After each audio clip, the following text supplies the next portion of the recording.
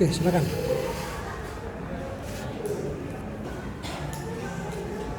Sebelum kita memulai proses belajar mengajar kita, mari kita bernyanyi kitab IND nomor 374 nomor 1 sampai ayat 1 sampai ayat 2. Yesus ulu kegeluhanku, 1, 2, 3 ya. Yesus ulu kegeluhanku, kau mengejar mendesanku, lalap terade usuku, ku berharap ambas geluhku. Oh Tuhan, pernah usuku, siap terdekat teman baru, ku relap berharap padamu, ku sembahkan ibas geluhku, ku sembah Tuhan penebusku, si merengkan kekelengannya, lalu tutus ke aku Tuhan, ras kerina isi jabuku. Oh Tuhan, pernah usuku, siap terdekat teman baru, ku geram berharap padamu, ku sembahkan ibas geluhku. Kita bersatu dalam doa. Allah Bapa yang Maha Baik, Allah Bapa yang penuh cinta kasih, terima kasih Bapa atas berkat dan penyertaan-Mu yang dapat kami rasakan pada saat ini. Ya Bapa, sebentar lagi kami ingin belajar. Berkatilah proses belajar mengajar kami ini supaya berjalan dengan baik. Berkati juga para teman-teman kami yang sedang laporan baca, Bapak, agar ia dapat menyampaikan laporan baca dan menjelaskannya dengan baik. Begitu juga dengan Bapak dosen kami, Bapak, berikanlah dia kesehatan, rezeki, serta umur yang panjang, supaya ia dapat memuliakan dan mengajari kami anak-anak-Mu, Bapak. Inilah doa dan harapan kami panjatkan melalui putra-Mu terkasih. Amin. Oke, baik. Kita ketemu dalam laporan baca 3 hari ini yang akan membahas tentang filsafat Nusantara dari buku Kontrak Kebun ya. Ada 10 orang yang akan memberikan laporan bacaannya, dimulai dari Joy Rafael Saragi sampai nanti kepada Reka Geringging. Oke, silakan dimulai dari Joy. Hah? Oh, berarti sudah kemarin ya? Berarti sekarang Keisha.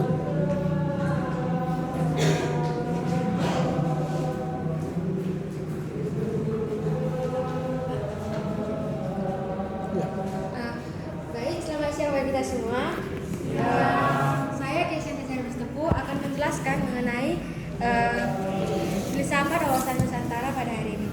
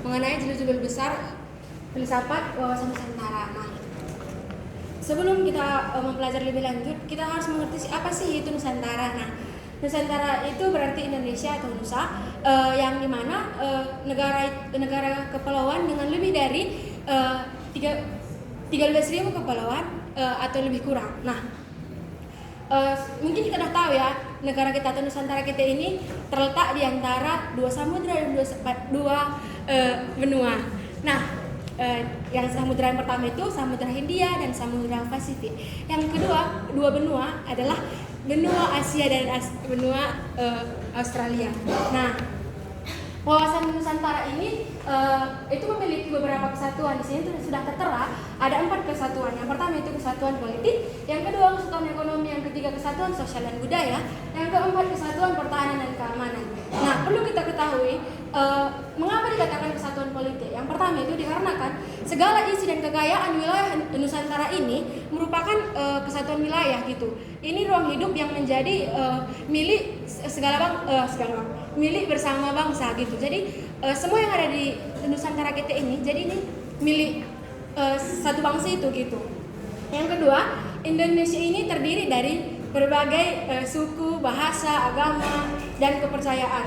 Nah, ini merupakan kesatuan bangsa yang utuh dalam arti yang amat luas. Jadi kayak yang kita tahu, kita beda-beda tapi sangat luas lah cakupannya kan, tapi kita tetap satu dalam kesatuan politik.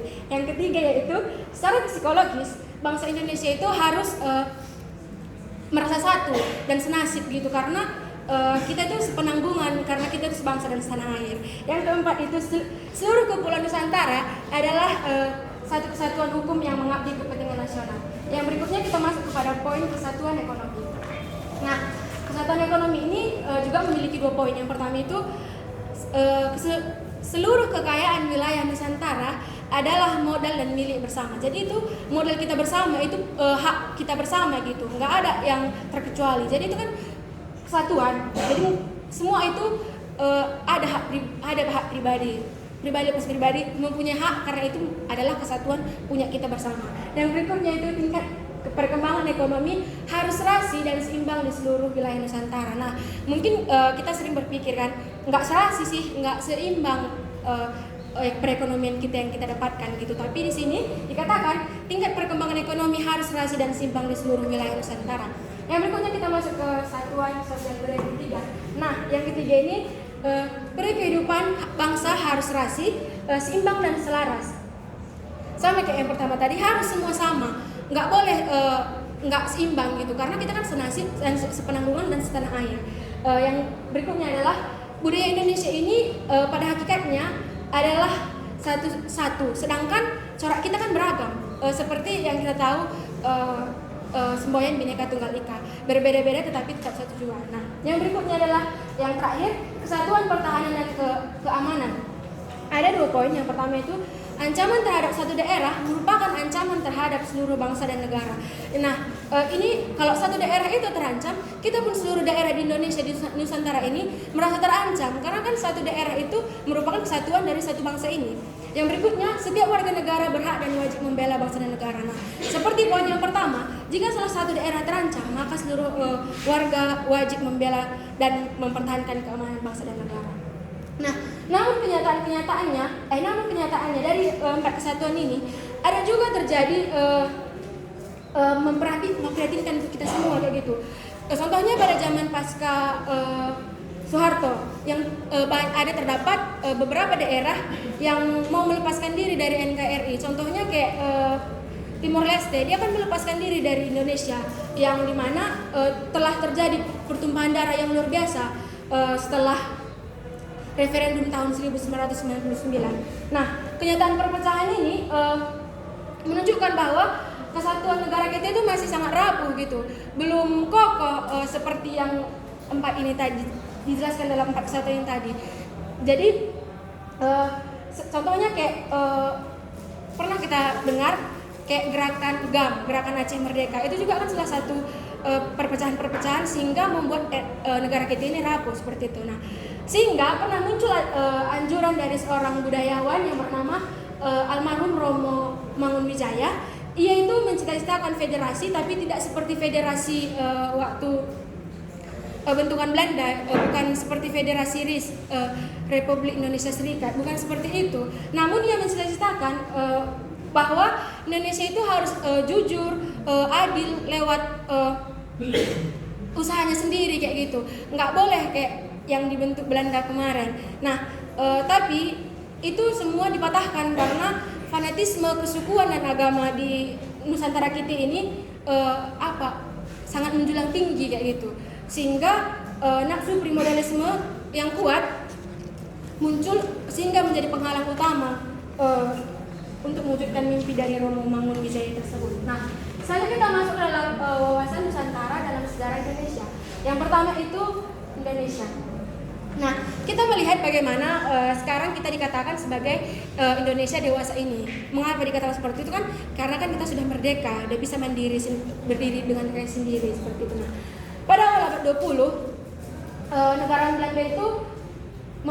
negara Belanda lebih memperhatikan nasib orang pribumi dan tidak hanya memeras mereka kayak gitu pada abad 20. Nah, itu adalah satu gerakan dari gerakan etis yang menamakan Inlander dan diubah juga menjadi Indonesia, sehingga kedua julukan ini digunakan hingga zaman Jepang datang pada masa Perang Dunia Kedua.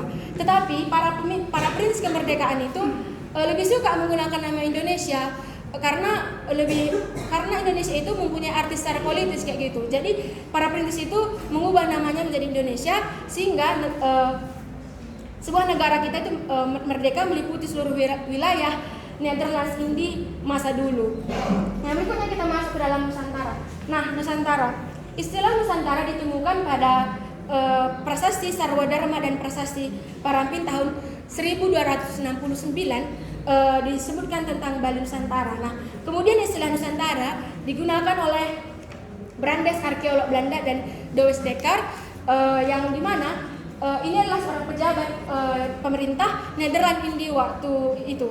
Nusantara itu dikenal pada masa Pelapa Patih Gajah Mada. Yang berikutnya kita masuk dalam hubungan Jawa dan luar Jawa. Nah, sejak abad pertama udah ada perdagangan ke Indonesia seperti itu. Sudah ada perdagangan yang menghubungkan Tiongkok dan sudah ada perdagangan yang menghubungkan Tiongkok dengan Asia Tenggara, dengan Pulau Sumatera, Jawa, Kalimantan dan begitu juga dengan sebagian dari wilayah Sulawesi. Sehingga terjadilah hubungan Jawa dengan luar Jawa, terbentuklah hubungan itu gitu. Dan pada masa ini ada juga pengaruh besar dari agama Buddha yang pada masa kerajaan Sriwijaya di Sumatera dan kerajaan Syailendra di Jawa Tengah. Kita masuk ke dalam Indonesia dari tahun 1500 sampai 1900. Nah, melalui perdagangan agama Islam masuk ke Indonesia. Seperti Bapak dosen kita katakan bahwa perdagangan dari India lah yang menyebarluaskan Islam ke Indonesia. Nah, mereka itu memulai usaha dagangnya di bagian Sumatera Utara, Sumatera dan Malaya, yang kemudian dia itu menyebar ke Jawa. Dari Jawa lah merambat sekali perkembangan agama Islam tersebut, sehingga orang Indonesia sudah banyak jadi orang Islam kan. Nah, orang Islam itu juga mempengaruhi banyak orang Cina. Dia mengajak orang Cina juga untuk menjadi masuk ke agama mereka. Nah, orang itu nggak hanya diam seperti itu aja, bahkan mereka mengaju orang-orang Indonesia melalui perkawinan dan menarik banyak orang menjadi agama Islam seperti itu. Nah, tapi kapannya proses Islamisasi ini tidak diketahui, tapi jelasnya kalau di Jawa itu hal ini mulai nyata sekitar abad 15. Nah, itu terjadi pada akhir kerajaan Majapahit. Yang berikutnya kita masuk ke dalam ciri-ciri kekuasaan feodal Jawa. Nah, kekuasaan feodal Jawa ini bercirikan filsafat dewa raja, yang berarti raja adalah dewa yang turun ke bumi, yang dimana seorang raja itu melakukan pekerjaannya dibantu oleh pejabat kerajaannya. Nah, ada beberapa kerajaan di sini, yaitu pertama kerajaan Demak, kerajaan Banten, dan ada satu lagi tambahan kerajaan itu kerajaan Aceh. Yang berikutnya adalah peranan pedagang Cina. Nah, sejak abad 16 orang Cina sudah berdagang hasil buminya seperti lada, cengkeh, pala, dan cendana. Selain itu, mereka juga nggak hanya itu, mereka juga membawa barang-barang dari Cina gitu, yang buatan orang itu sendiri. Sehingga mereka itu barter dengan orang Indonesia. Jadi orang Indonesia itu mendapatkan barang dari orang Cina, orang Cina mendapatkan barang dari Indonesia. Contohnya kayak rempah-rempah. Biasanya kan Indonesia kan terkenal dengan rempah-rempah. Jadi orang Cina itu barter dengan Indonesia. Nah, pada mulanya orang Cina itu hanya dimanfaatkan oleh orang Belanda dengan mengatakan, menjanjikan akan semakin banyak orang Cina datang ke Indonesia karena ada pergolakan politik seperti itu. Tapi itu hanya pemanfaatan. Namun yang awalnya hanya dimanfaatkan, sekarang pada saat itu orang Cina itu bahkan lebih memiliki pengaruh yang besar di Indonesia kayak gitu. Yang awalnya dimanfaatkan tetapi menjadi pengaruh yang besar di Indonesia. Nah, yang masuk kita ke poin berikutnya, pedagang dan penguasa dari Eropa. Mungkin gak asing lagi bagi kita. Nah, kalau mengenai pedagang dan penguasa dari Eropa, pada kali ini para pedagang Barat mulai mengadakan pelayaran ke timur sama kayak orang Cina pada abad ke-16. Nah, mereka ini mencari tempat-tempat yang banyak rempah-rempah, emas, permata kayak gitu. Tujuan mereka ini kayak berpetualang sambil kayak menambah ilmu gitu kan. Tetapi di lain itu orang ini juga mau mengembangkan kerajaan Allah dan muncul dalam benak mereka untuk perhitungan dan mau menghancurkan musuh-musuh Allah seperti Islam dan kafir. Nah, orang ini nggak hanya berdagang seperti yang saya katakan tadi, nggak hanya berdagang, tetapi mau menyebarkan kerajaan Allah juga dengan cara berpetualangan dan dengan berdagang. Nah, ada beberapa negara yang datang ke Indonesia, yaitu pertama Portugis, yang kedua itu Belanda. Yang pertama Portugis adalah banyak kisah sejarah yang mengenai kehadiran orang Portugis di Indonesia. Yang kedua Belanda. Belanda adalah suatu negara kecil di bagian Eropa Barat. Belanda ini pernah dijajah oleh negara Spanyol, Portugis, Inggris, Prancis, dan juga Jerman. Nah, pada tahun 1595, orang kapal pertama Belanda itu disuruh ke Indonesia untuk mengambil rempah-rempah. Tapi pada saat itu kerajaan Raja Spanyol menguasai Portugis sehingga orang Belanda itu nggak bisa masuk ke Indonesia. Jadi dibalikkan orang Belanda itu ke negaranya, kan nggak bisa orang itu ngambil rempah-rempah itu. Nah, sehingga orang itu dari pihak Belanda memikirkan dan membentuk suatu persero untuk melakukan perlawanan yang sering disebut dengan VOC. Nah, VOC itu serikat dagang yang ini dipimpin oleh sekelompok orang yang menangani berbagai urusan perdagangan. Yang berikutnya kita masuk dalam poin terakhir, perlawanan. Nah, perlawanan yang pertama itu dalam poin politik ekonomi Belanda di Indonesia. Nah, motif utama perlawanan di mana-mana ialah bahwa Belanda itu mau memonopoli usaha dagang di Nusantara ini gitu, sehingga orang pribumi itu nggak senang, jadi melakukannya lah perlawanan kan. Terus, namun perlawanan dari rakyat pribumi ini mudah dipatahkan karena nggak ada kesatuan dan memang nggak ada kesatuan dari antara itu gitu. Kalau melawan ya melawan aja gitu kan, sama-sama melawan gitu kan, nggak ada kayak strategi, cuman bersama-sama melawan gitu lah kan. Contohnya kayak perang Makassar. Nah, itu Belanda minta tuntutan, itu kan Belanda menang di situ. Jadi Belanda itu minta tuntutan penyerahan wilayah yang udah diambil orang itu, yang dimenangkan orang itu dari pribumi, sehingga apa yang dimenangkan oleh orang Belanda itu harus menjadi milik orang itu, sehingga muncullah perlawanan dari pribumi itu. Nah, yang berikutnya adalah salah satu tokoh yaitu Thomas Stanford Raffles pada tahun 1811 sampai 1816.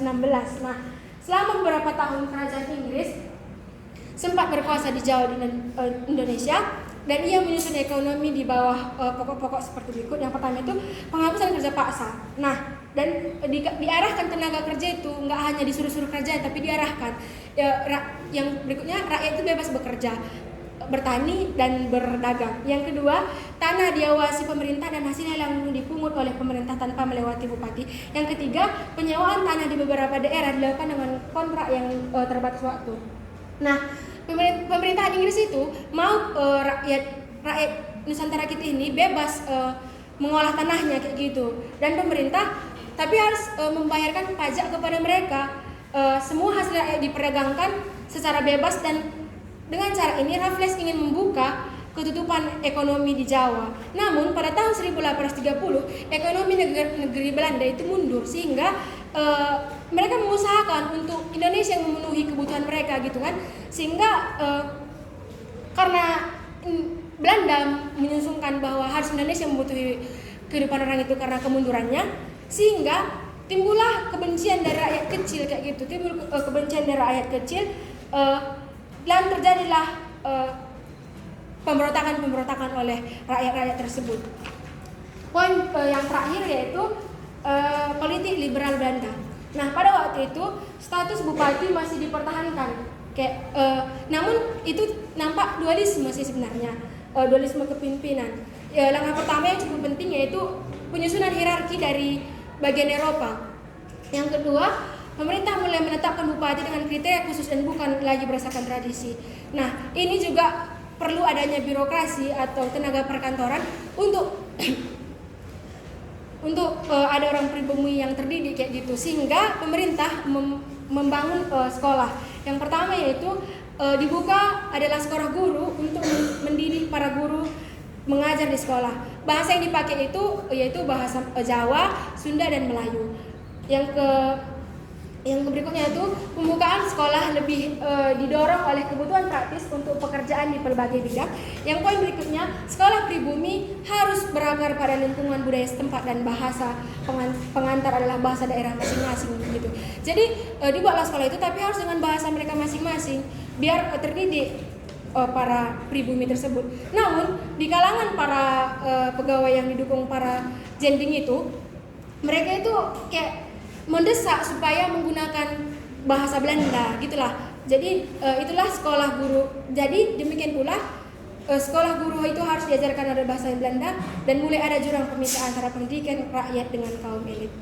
Demikianlah laporan besar saya. Terima kasih. Oke, masih bagus. Kita lanjutkan dengan Kevin.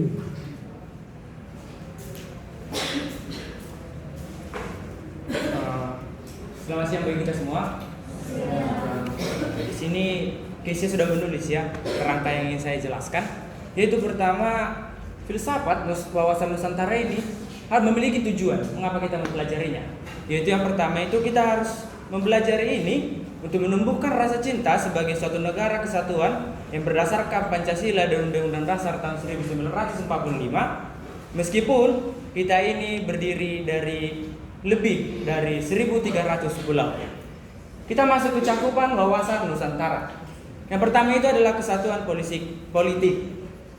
Di sini kesatuan politik ini kita diharapkan atau pemerintah diharapkan untuk memberi sebuah pandangan atau sebuah pengayoman kepada masyarakat tanpa membedakan budaya, agama, suku, ras, dan gender. Jadi harus ada sebuah kesetaraan.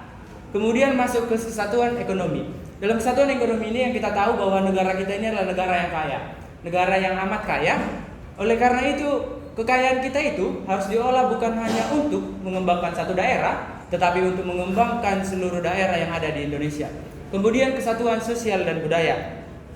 Meskipun kita berada di daerah yang memiliki banyak perbedaan, kita harus satu dan menjadikan keberagaman itu sebagai kekayaan. Kemudian kesatuan pertahanan dan keamanan. Yang pertama saya lihat dari keamanan, berarti keamanan itu harus bersikap adil. Itu saya dapat intinya.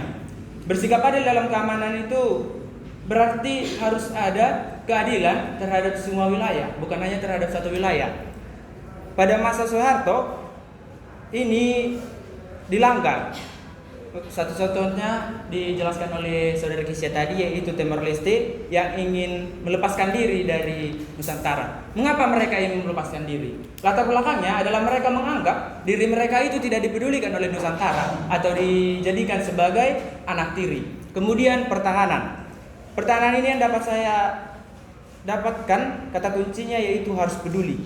Kita harus peduli terhadap satu sama lain karena penanggungan atau suatu wilayah yang bagus itu berarti mereka memiliki suatu cinta terhadap sesama walaupun mereka bukanlah orang di sana. Seperti jika kemarin ya di Tarutung, Tapanuli Utara ada gempa bumi, berarti kita juga harus merasakan apa yang mereka rasakan. Kemudian kita masuk ke dalam ciri wawasan Nusantara dalam sejarah Indonesia.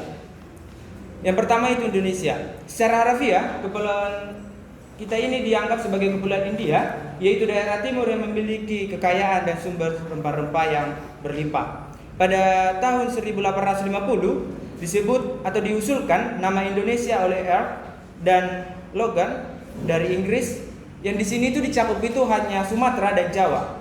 Saat mencari rempah-rempah, barulah mereka menemukan Maluku, Irian, Nusa Tenggara yang pada saat itu dikuasai oleh Belanda dan Inggris. Setelah itu, Belanda mengalahkan Inggris serta Portugis dan Belanda menjadi penguasa pada saat itu. Pada abad ke-18, VOC menguasai perdagangan yang diberikan kuasa oleh Belanda. Jadi mereka itu memberikan nama kepada Indonesia itu Netherlands Indian. Pada abad ke-20, Belanda mempertimbangkan orang-orang pribumi bumi atau inlander, lalu diubah kelompok penggerak etis menjadi Indonesianer, yang digunakan sampai pada saat Perang Dunia Kedua saat Jepang yang memimpin. Baru Nusantara. Istilah ini ditemukan dalam Prasasti Sarwana Prahma dan Prasasti Parpihan pada tahun 1269 yang menyebut bahwa kita ini Bali Nusantara.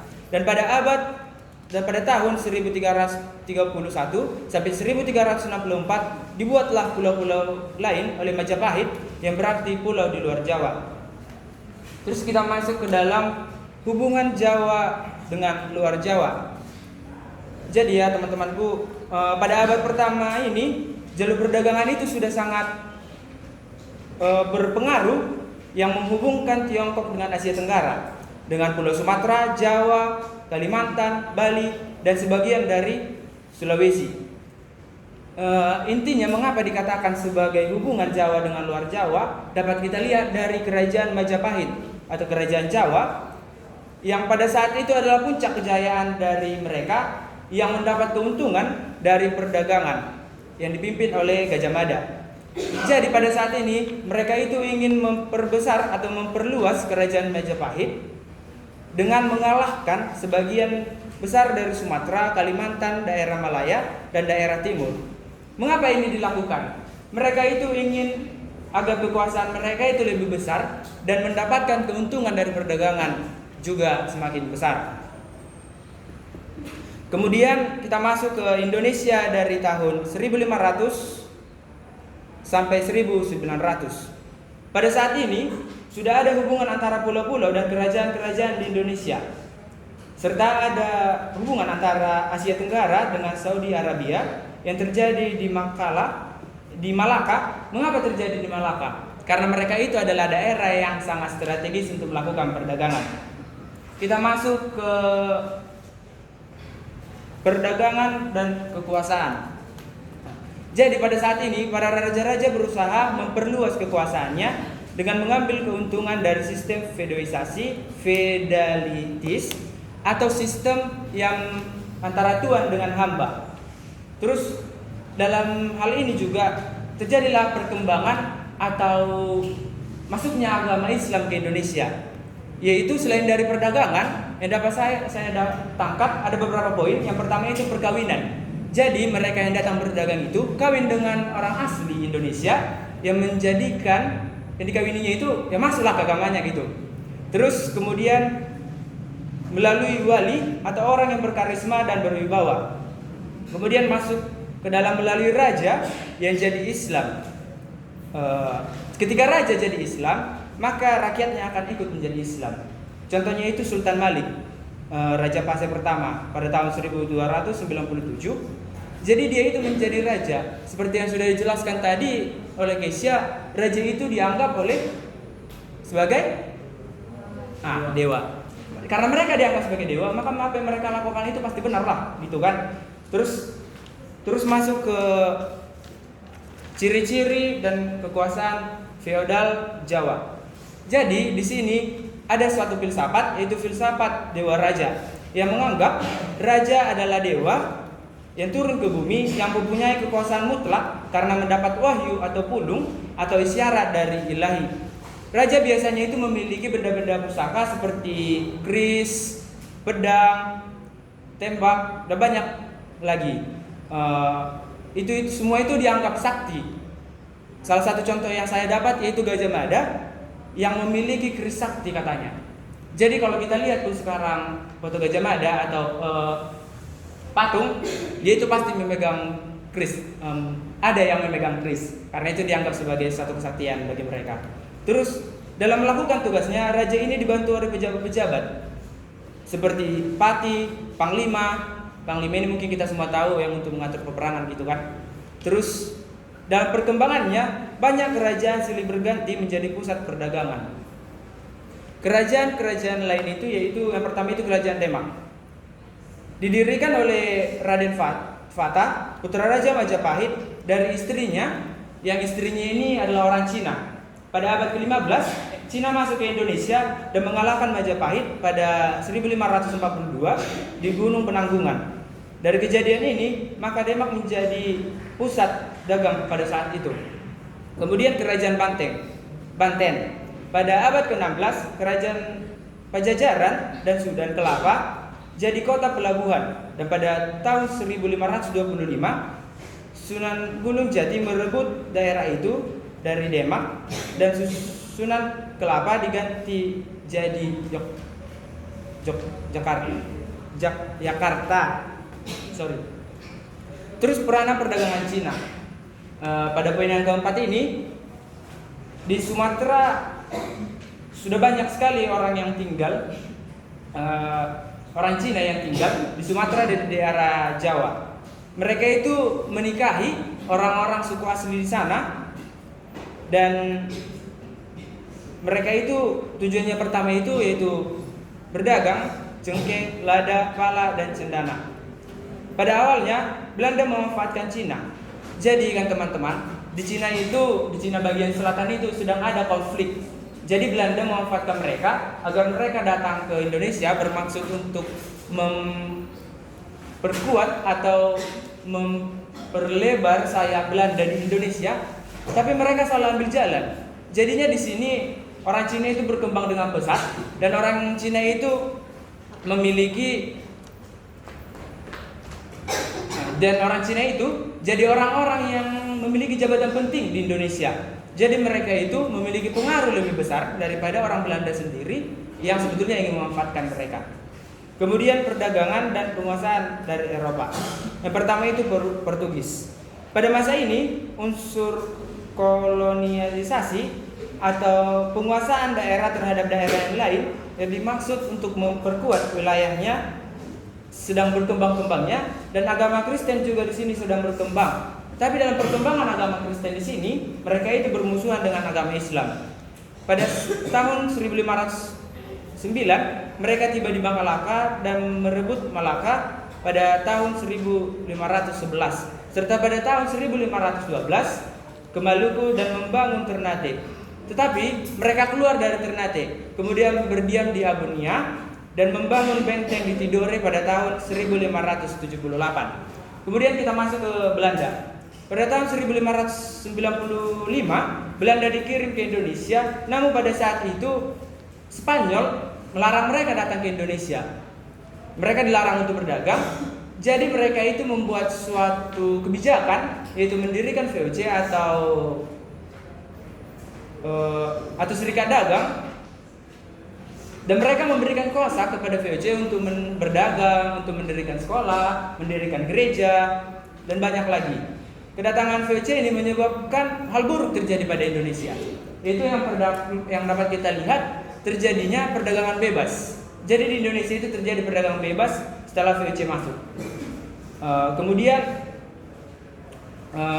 di sini yang paling terkenal yaitu politik dividen et impera. Apa itu dividen et impera? Pecah belah baru menguasai. Jadi banyak orang Belanda yang menikah dengan orang pribumi, berdagang demi kepentingan Belanda, maka dibuatlah surat izin. Jadi orang Indonesia yang ingin berdagang dan juga ingin berusaha, dibuatlah surat izin berusaha. Ini itu dalam rangka membatasi orang Indonesia agar keuntungan-keuntungan itu tetap datang kepada Belanda. Misalnya itu mereka itu ujung-ujungnya jadi membuat sebuah kelompok-kelompok. Ada satu kelompok yaitu Cina yang menikah dengan Islam. Mereka itu dibuat menjadi kelompok yang menjual atau mengumpulkan sarang burung layang-layang, kabur barus, intan, dan sirih. Ini menjadi menimbulkan suatu kericuhan karena jadi banyak golongan-golongan seperti itu. Terus perlawanan. Perlawanan ini terjadi karena Belanda ingin memonopoli perdagangan di Indonesia. Jadi orang asli Indonesia ingin melakukan perlawanan. Tetapi perlawanan ini tidak berhasil karena lebih kuat orang Belanda dalam melawan Indonesia, ataupun mungkin pada saat itu orang Indonesia belum menemukan strategi yang mantap untuk mengalahkan Belanda. Misalnya itu pada Perang Nubu pada tahun 1780 sampai 1805 yang bermula dari perebutan tanah tahta di Tidore. Jadi ini tuh sebetulnya mereka itu bukan hanya untuk merebut, mereka itu sebetulnya benci terhadap Belanda. Jadi mereka membuat peperangan dan berusaha untuk merebut daerah tersebut. Kita masuk ke politik ekonomi Belanda di Indonesia. Yang pertama itu mereka melakukan monopoli rempah-rempah dan hasil tani atau perdagangan disetor kepada mereka. Jadi orang-orang pribumi yang menanam atau berdagang diharuskan menyetor hasil dagangannya atau hasil taniannya kepada mereka. Kemudian menguasai pimpinan baru ke rakyat. Ini sama tadi prinsipnya kayak masuknya agama Muslim tadi menurut saya. Jadi mereka itu menguasai pimpinannya dulu. Setelah pimpinannya dikuasai, kemudian pimpinannya yang membawa rakyatnya menjadi sepemikiran dengan dia dan menjadi di bawah kekuasaan Belanda. Kemudian petani harus reproduktif untuk kepentingan mereka. Di sini itu paling terkenalnya itu yaitu Rodi oleh William Deleuze dan Dels, yaitu kerja paksa.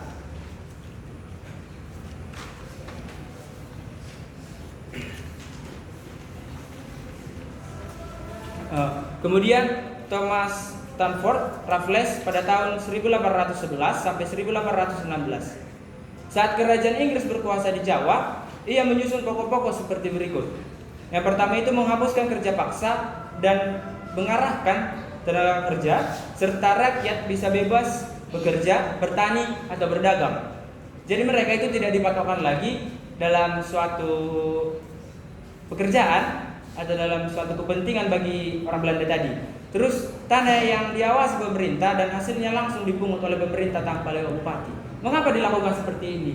Jadi teman-teman, waktu saya SMA seingat saya guru saya menjelaskan bahwa saat bupati ini meminta hasil dari rakyat-rakyat, mereka itu ada potong atas. Jadi kurang lah yang disetor ke pusat. Kemudian penyewaan tanah dikontrakkan dengan batas waktu. Apa tujuannya ini? Tujuannya ini agar mendapatkan pemasukan lebih besar kepada orang Belanda tersebut. Kemudian sekitar 1830 ekonomi Belanda mundur karena itu mereka menggunakan Indonesia sebagai pembangkit ekonomi mereka. Ini didorong oleh Gubernur Van der Bosch. Jadi pada saat itu kan teman-teman terjadi peperangan di Eropa.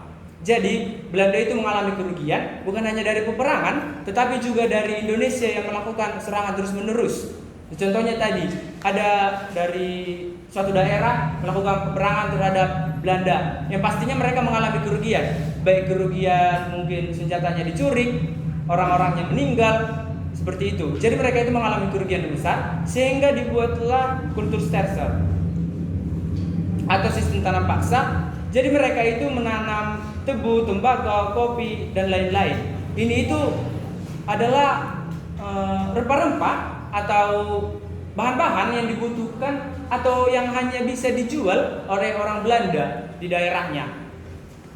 Menurut teman-teman sekalian, jika itu dilakukan di 1/5 dari tanah kita, apa yang akan terjadi? Kelaparan.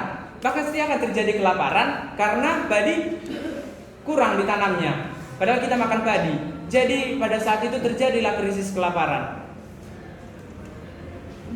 Kemudian kita masuk ke politik liberal Belanda. Di sini itu penyusunan hierarki adalah yang paling utama, atau penyusunan masalah secara sistematis. Jadi di sini disusun masalah-masalah yang terjadi secara sistematis agar dicari jalan keluarnya.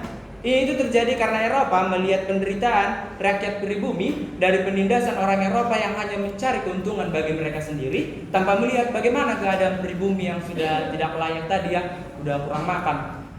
Kemudian apa yang dilakukan dalam hal ini? Yang pertama itu guru pendidik dapat menggunakan bahasa Sunda, Jawa, Melayu yang didasari oleh pemerintah. Didasari oleh pemerintah, bukan lagi didasari oleh agama. Kemudian, sekolah didorong oleh kebutuhan bagi pekerjaan tertentu. Jadi sekolah itu ada tujuannya. Kemudian pribumi berakar pada bahasa daerah masing-masing. Pribumi itu seperti kita orang Batak, berarti bisa pakai bahasa Batak. Jadi kita tidak harus lagi belajar bahasa Belanda. Seperti itu. Yang melatar belakangi ini yaitu karena para pegawai didukung oleh petugas zending. Jadi petugas zending di sini menggunakan bahasa Belanda dan mengharuskan orang-orang itu berbahasa Belanda. Kemudian militer pribumi juga diharuskan belajar bahasa Belanda. Serta sekolah harus ekskul atau berbahasa Belanda. Dan dalam hal ini terlihatlah sebuah jurang pemisah. Jika ada tadi orang yang elit, pasti ada rakyat biasa. Jadi di sini sangat jauh jurang pemisah antara orang biasa dan rakyat elit. Meskipun itu hanya dalam pembelajaran. Sekian yang dapat saya sampaikan. Terima kasih. Oke, lanjut kepada Kiki.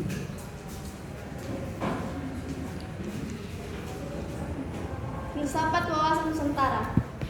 Filsafat Wawasan Nusantara ini mata kuliah kewiraan. Tujuannya untuk memupuk kesadaran membela negara, kesadaran berbangsa, dan juga kesadaran negara untuk landasan Undang-Undang Dasar dan Pancasila. 4 cakupan wawasan Nusantara. Yang pertama, kesatuan politik. Kesatuan politik yang pertama itu segala isi dan kekayaan wilayah menjadi modal dan milik bersama bangsa. Yang kedua, Indonesia terdiri satu suku, bahasa, agama, dan kepercayaan. Yang ketiga, Indonesia harus merasa satu, senasib, dan sepenanggungan. Yang kedua, kesatuan ekonomi. Yang pertama, seluruh kekayaan wilayah Nusantara adalah modal dan milik bersama bangsa. Yang kedua, tingkat perkembangan ekonomi harus serasi dan seimbang di seluruh wilayah Nusantara. Yang ketiga itu kesatuan sosial budaya. Kehidupan bangsa harus serasi, seimbang, dan selaras. Budaya Indonesia adalah satu, sedangkan corak ragam yang ada menggambarkan kekayaan budaya bangsa. Yang keempat itu kesatuan pertahanan keamanan.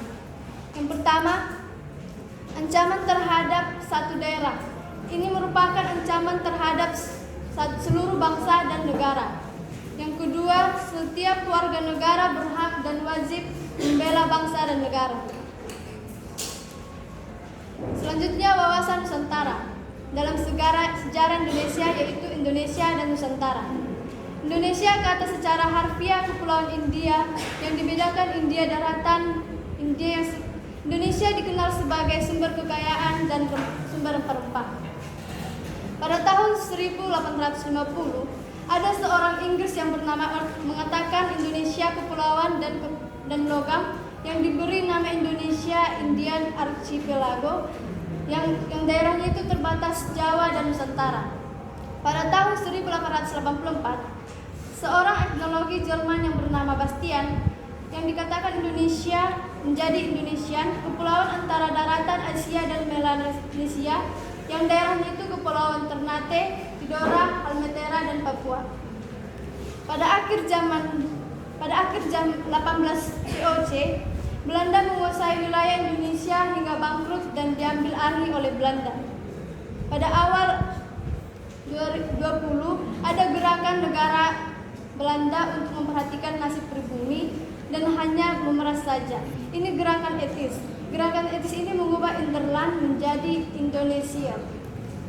Yang kedua, Nusantara. Nusantara ditemukan prasasti Sarwa Dharma dan juga prasasti Parpihan. Nusantara ini digunakan oleh Brandes, orang Belanda arkeolog, dan Doulis Dekker, seorang pejabat pemerintah Nederland India. Di dalam Nusantara ini ada beberapa konteks. Yang pertama, hubungan Jawa dengan luar Jawa.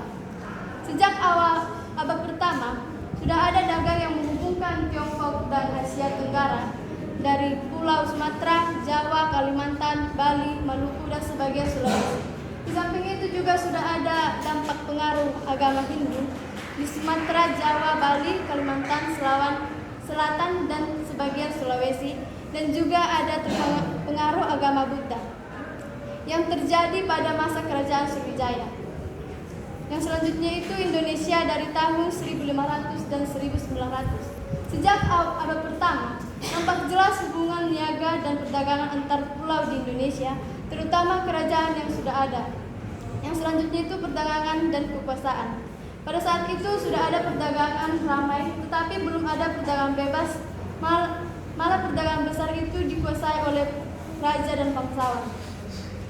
Selanjutnya ciri-ciri kekuasaan feodal Jawa. Kekuasaan feodal Jawa ini bercirikan filsafat dewa raja yang berarti raja yang dewa yang turun ke bumi. Seorang hanya pantas menjadi raja jikalau dapat wahyu atau pulung. Di Islam nama mereka diganti menjadi nama yang bernilai dan atau bermakna, yaitu sultan, khalifatullah, dan peranatagama.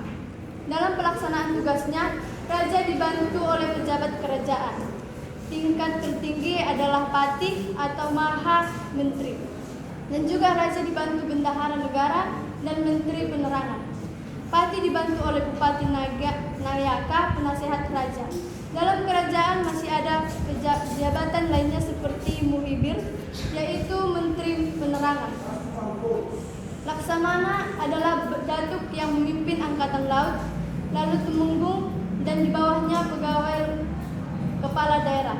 Kepala daerah adalah pegawai raja dan bisa naik pangkat dengan para penghulu atau kaum tua.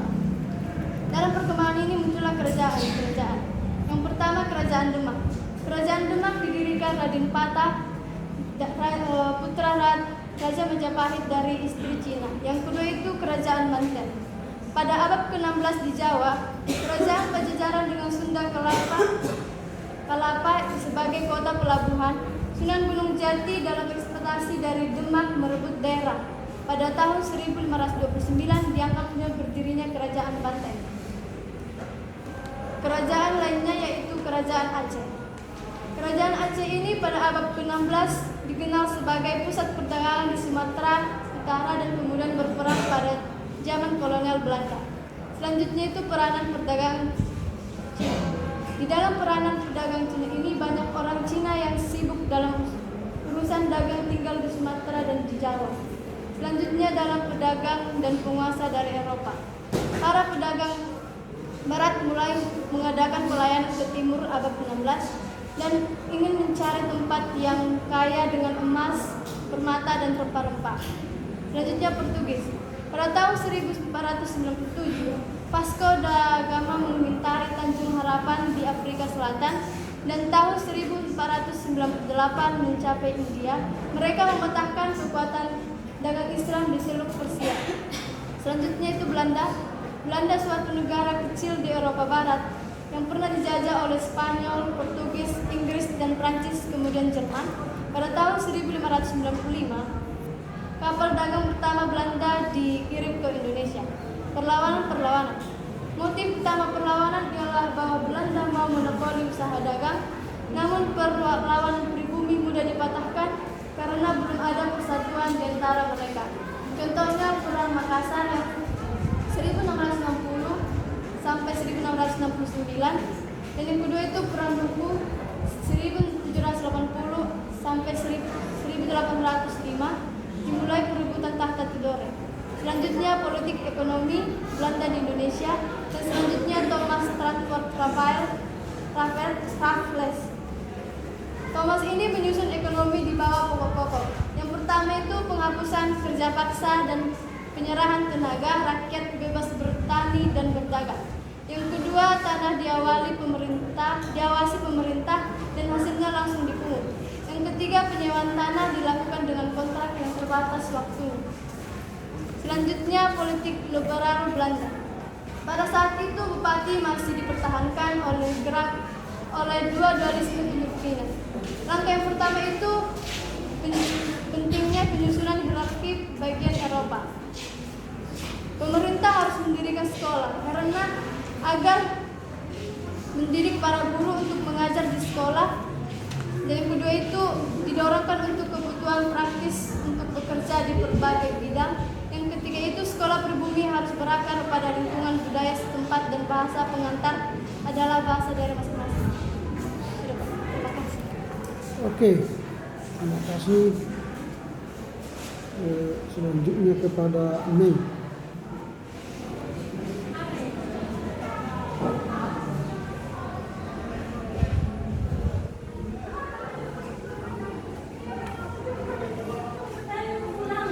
Filsafat wawasan Nusantara. Nusantara ini merupakan bagian dari mata kuliah kewirausahaan yang bertujuan untuk memupuk kesadaran, membela negara dan rasa cinta tanah air. Cakupan wawasan Nusantara. Yang pertama itu kesatuan politik. Kesatuan politik ini segala kekayaan wilayah nasional merupakan kesatuan wilayah yang menjadi modal dan milik bersama bangsa. Secara psikologis, Indonesia itu harus merasa satu tanah air dan sepenanggungan. Kepulauan Nusantara merupakan kesatuan hukum yang mengabdi kepentingan nasional. Selanjutnya kesatuan ekonomi. Seluruh kekayaan Nusantara adalah modal dan milik bersama bangsa. Dan tingkat perkembangan ekonomi itu harus seimbang dan seluruh wilayah Nusantara. Yang selanjutnya kesatuan sosial budaya. Kehidupan bangsa itu harus serasi, seimbang, dan selaras. Bahwa budaya itu corak ragam yang menggambarkan kekayaan budaya bangsa. Selanjutnya, kesatuan pertahanan keamanan. Adanya ancaman terhadap satu daerah itu merupakan ancaman terhadap seluruh bangsa dan negara.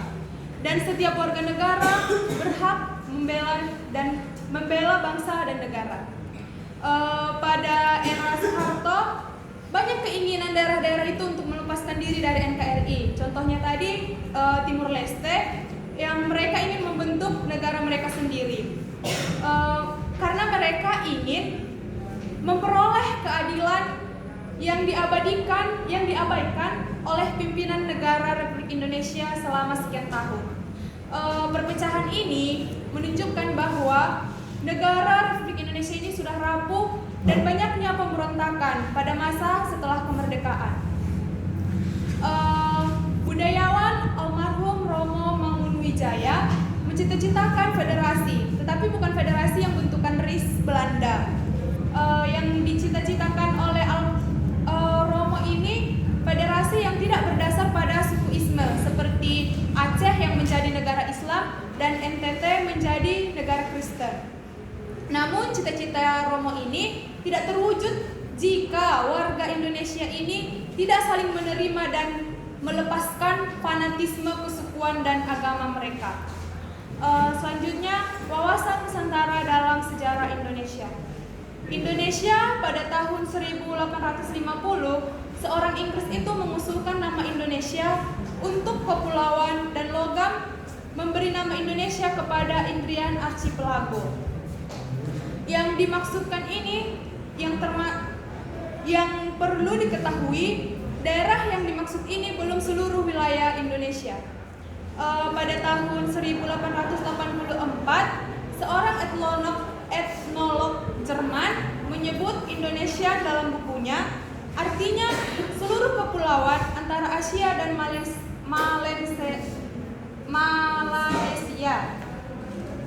Pandangan Bastian ini pada budaya rumpun bahasa Indonesia atau Indonesia muncul dari situasi politik keanekaragaman. Selanjutnya itu Nusantara. Nusantara ini ditemukan pada Prasasti Sarwadharma dan Prasasti Prampihan disebut tentang Bali Nusantara.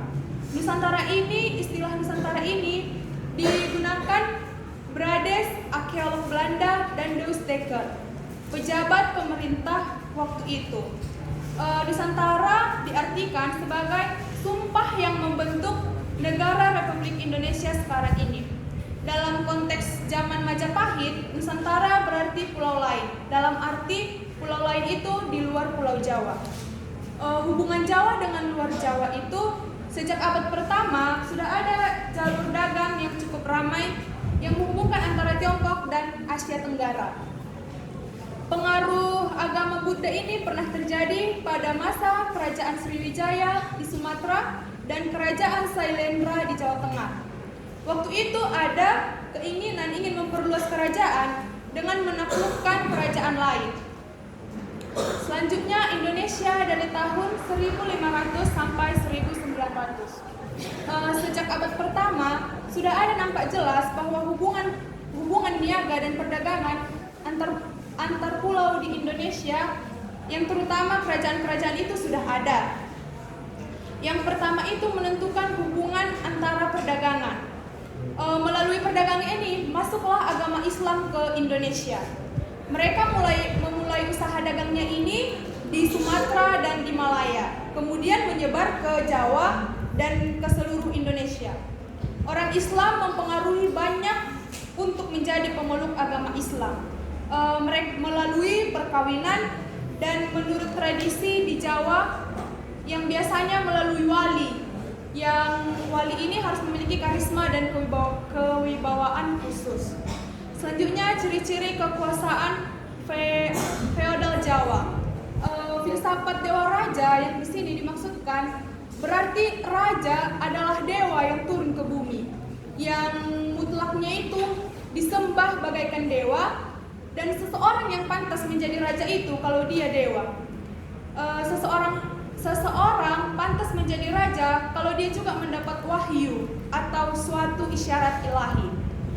Dalam melaksanakan tugasnya, raja dibantu oleh pejabat kerajaan. Kerajaan itu seperti kerajaan Demak yang didirikan oleh Raden Fatah, putra Raja Majapahit dan istri Cina. Tapi kerajaan ini menghancurkan kerajaan Majapahit, dan runtuhnya kerajaan Majapahit ini merupakan lambang runtuhnya Hindu Jawa dan zaman Islam. Demak menjadi kerajaan pelabuhan dagang yang kuat. Selanjutnya kerajaan Banten yang didirikan pada tahun 1525 dan kerajaan Aceh. Peranan pedagang Cina. Sejak awal Cina ini sibuk dalam urusan dagang yang tinggal di Sumatera dan Jawa. Pada abad ke-16 mereka berdagang hasil bumi seperti lada, cengkeh, pala, dan cendana. Mereka dimanfaatkan orang Belanda dengan menjanjikan banyaknya orang Cina datang ke Indonesia karena ada pergolakan politik di Cina Selatan. Selanjutnya, pedagang dan penguasa dari Eropa. Yang pertama itu Portugis. Banyak kisah yang mengenai kehadiran orang Portugis ini di Indonesia. Portugis mematahkan kekuatan dagang Islam yang di Teluk Persia. Pentingnya masa Portugis ini adalah untuk kolonialisasi dan agama mulai hidup dalam perdagangan dan masuknya orang Kristen yang bermusuhan dengan Islam. Selanjutnya Belanda. Pada tahun 1595, kapal dagang Belanda ini dikirim ke Indonesia. Pada tahun ini juga Spanyol menguasai Portugal dan melarang kapal Belanda ke Indonesia untuk mengambil rempah-rempah. Untuk melawan Spanyol tersebut, mereka membentuk suatu persero gabungan untuk membuat perlawanan yang disebut VOC. Pemerintah Belanda ini memberikan kekuasaan kepada VOC dan mereka tidak berhak berdagang, membentuk tentara atau mendirikan sekolah dan gereja dan mengangkat guru dan petugas lainnya. Dan adanya perlawanan-perlawanan. Perlawanan ini bahwa Belanda ingin memonopoli usaha dagang. Perlawanan rakyat pribumi mudah dipatahkan karena ada persatuan di antara mereka. Selanjutnya, politik ekonomi Belanda di Indonesia. Pada zaman VOC, monopoli hasil rempah-rempah amat kuat. Mereka sukses dan amat kuat sekali. Mereka juga pandai, para petinggi wilayah, agar semua hasil bumi itu disetor kepada mereka. Pemerintah Belanda juga secara langsung mengatur Indonesia dari segi ekonomis dan politis. Dan di situ juga para petani harus produktif untuk kepentingan mereka sendiri. Selanjutnya, Thomas Stafford Raffles. Selama beberapa tahun kerajaan Inggris sempat berkuasa di Jawa, dan ia menyusun ekonomi di bawah pokok-pokok seperti yang pertama itu penghapusan kerja paksa dan tidak ada lagi pengerahan tenaga. Rakyat itu bebas bekerja, bertani dan berdagang. Yang kedua, tanah diawasi pemerintah dan hasilnya langsung dipungut oleh pemerintah tanpa melewati bupati.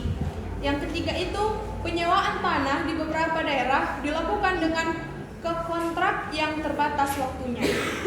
Selanjutnya, politik liberal Belanda. Pemerintah mulai menetapkan bupati dengan kriteria harus khusus dan bukan lagi berdasarkan tradisi.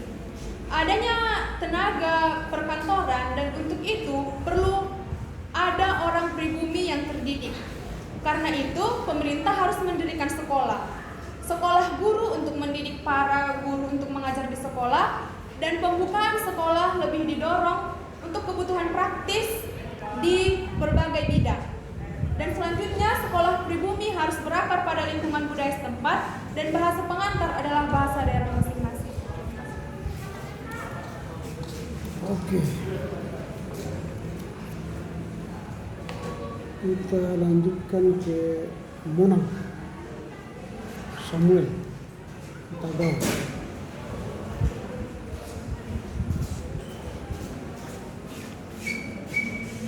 Ya, selamat siang teman-teman. Saya Monang Samuel Perlindungan Utagaol akan menjelaskan tentang laporan baca saya mengenai filsafat wawasan Nusantara.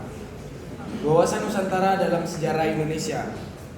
Yang seperti kita ketahui dan sudah dijelaskan oleh teman-teman kita sebelumnya, Nusantara itu adalah negara Indonesia yang memiliki 13.000 lebih pulau dan terletak di antara 2 samudra dan 2 benua.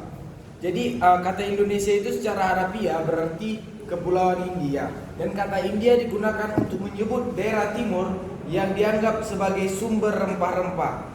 Waktu itu ketika kapal-kapal Inggris tiba di Malaka dan Sumatera, orang-orang Inggris menamakan daerah itu sebagai Indian Archipelago atau Malayan Archipelago. Pada akhir abad 18, VOC atau maskapai perdagangan Belanda yang menguasai wilayah Indonesia mulai bangkrut dan diambil alih oleh pemerintahan Belanda. Pemerintahan Belanda memberi nama Nederlands Oost-Indië atau Netherlands Indië. Pada awal abad 20, ada gerakan di kalangan negarawan Belanda untuk lebih memperhatikan nasib orang pribumi. Ketika itu orang pribumi disebut Inlander, dan penamaan itu dianggap sangat meremehkan pada waktu itu. Jadi kelompok gerakan etis ini mengubah nama itu menjadi Indonesier. Setelah ini kemudian diubah menjadi Indonesia. Dan dua istilah ini digunakan sampai zaman Jepang masuk dan menguasai wilayah dalam masa Perang Dunia Kedua. Selanjutnya itu adalah Nusantara. Istilah Nusantara ditemukan pada prasasti Sarwa Dharma dan prasasti Perampihan tahun 1269. Di situ disebutkan Bali Nusantara. Dalam konteks zaman Majapahit, Nusantara berarti pulau lain, dalam arti pulau lain dari luar Pulau Jawa. Dalam prasasti Camudana Kartanegara disebut sebagai pelindung Dwi Pantara atau Dwipa berarti Nusa dan pulau.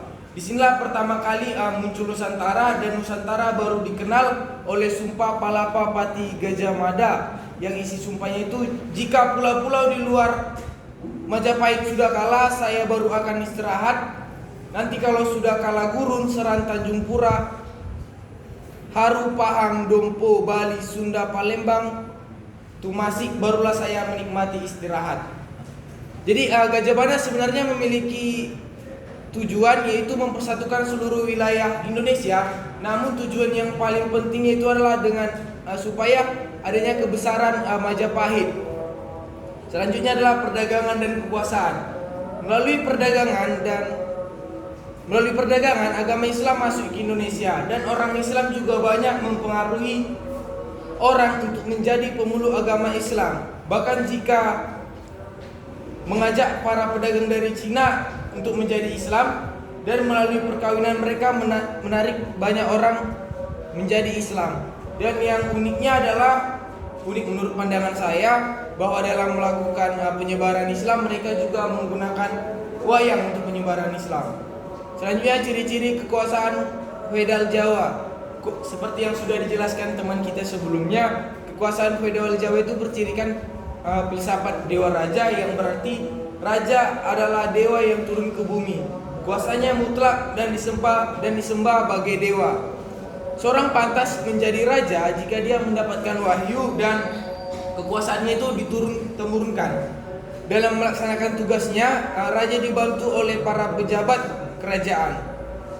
Kerajaan-kerajaan itu antara lain adalah Kerajaan Demak, Kerajaan Banten, dan Kerajaan Aceh. Poin selanjutnya adalah peranan pedagang Cina. Sejak abad ke-16, orang Cina sudah berdagang hasil bumi seperti lada, cengkeh, pala, dan cendana. Mereka datang ke Indonesia yang mulanya dimanfaatkan orang Belanda. Tetapi karena adanya pergolakan waktu itu pergolakan politik di Cina Selatan, sehingga banyak orang Cina datang ke Indonesia. Selanjutnya adalah pedagang dan penguasa dari Eropa.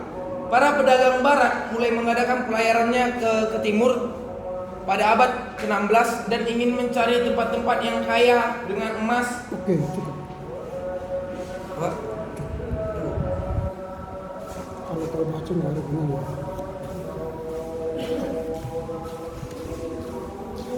Makan air.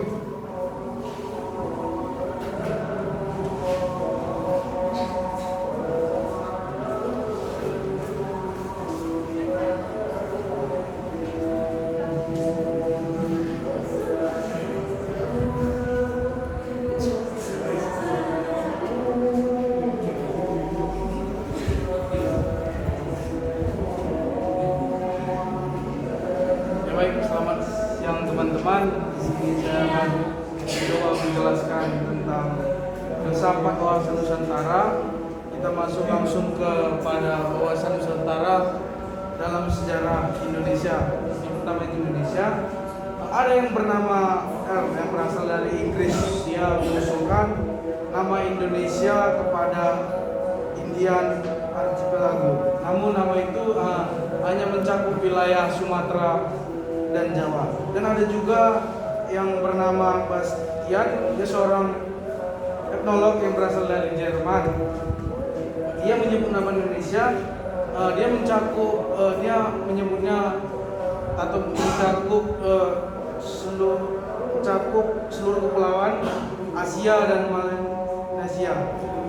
Mengapa ya bilang tersebut? Karena ada kemiripan antara budaya dan bahasa. Ia menyebutnya dengan nama rumpun bahasa Indonesia. Namun Nusantara ditemukan pada prasasti Sarwa Dharma dan prasasti Parkuhan. Kita masuk langsung kepada perdagangan dan kekuasaan. Seperti yang kita tahu, dengan perdaganganlah agama Islam masuk ke Indonesia. Mereka mulai berdagang ke Sumatera, Malaya, dan seluruh Indonesia. Lalu mereka mempengaruhi orang-orang Cina dengan menikahinya. Tapi menurut tradisi Jawa, penyebaran agama Islam yaitu melalui wali. Ada 9 wali yang disebut biasanya Wali Songo, yaitu Sunan Ampel, Malik Ibrahim, Sunan Giri, Sunan Derajat, Sunan Bonang, Sunan Muria, Sunan Kudus, Sunan Kalijaga, dan Sunan Gunung Jati. Ini dikelompokkan dalam 3 wilayah. Yang pertama itu Jawa Timur, Jawa Tengah, dan Jawa Barat. Ada ciri-ciri kekuasaan feodal Jawa, yaitu filsafat dewa raja, yang berarti raja adalah dewa yang turun ke bumi, dan pantas menjadi raja itu ialah ketika ia mendapat wahyu atau pulung suatu syariat ilahi. Namun dalam perkembangannya muncul kerajaan pantai yang menguasai satu sama lain dan memegang peran sebagai kerajaan pusat perdagangan. Kerajaan itu ada 3, yaitu kerajaan Demak, kerajaan Banten, dan kerajaan Aceh. Lalu pedagang Barat mulai berlayar ke timur mencari tempat yang banyak emas, permata, dan rempah-rempah. Namun orang Portugis dan Spanyol pada saat itu sudah mengenal dengan adanya alat kompas. Mereka sangat mengembangkan kerajaan Allah dengan mau menghancurkan musuh Allah seperti Islam dan umat kafir. Pentingnya masa Portugis pada saat itu ialah hubungan kolonialisme dan agama mulai hidup dalam perdagangan dan masuknya Kristen yang bermusuhan dengan Islam. Pada saat itu ada juga negara Belanda. Negara Belanda juga pernah dijajah oleh Portugis, Inggris, dan Spanyol.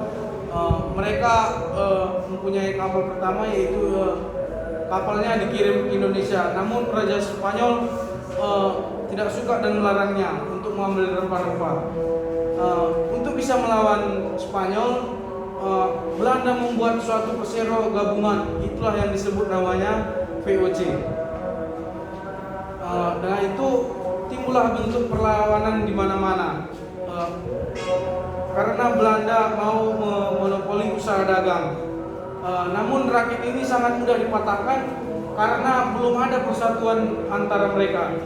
Contohnya perang Makassar dan perang Nuku. Yang perang Makassar itu dimenangkan oleh Belanda dengan tuntutan penyerahan wilayah yang direbutkan VOC. VOC menjadi pengawas yang diberikan Bima. Yang kedua tadi adalah perang Nuku, itu dimulai dengan perebutan takhta di Tidore yang dipimpin oleh Nuku. Yang selanjutnya itu politik ekonomi Belanda di Indonesia. Pada zaman VOC, mereka menggunakan petinggi-petinggi wilayah supaya hasil-hasil bumi itu disetor kepada mereka semua. Dengan cara ini mereka dapat berkuasa dan menguasai wilayah-wilayah lainnya. Dan setelah zaman itu Belanda mulai mengatur Indonesia dari segi ekonomis, politis, dan lain-lain. Belanda mulai masuk ke desa-desa, lalu rakyat dipaksa bekerja di perkebunan mereka. Cukup.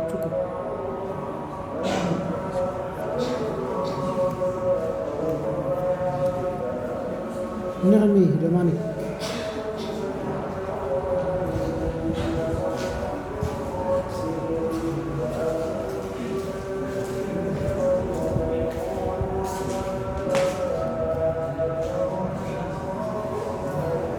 Filsafat wawasan Nusantara.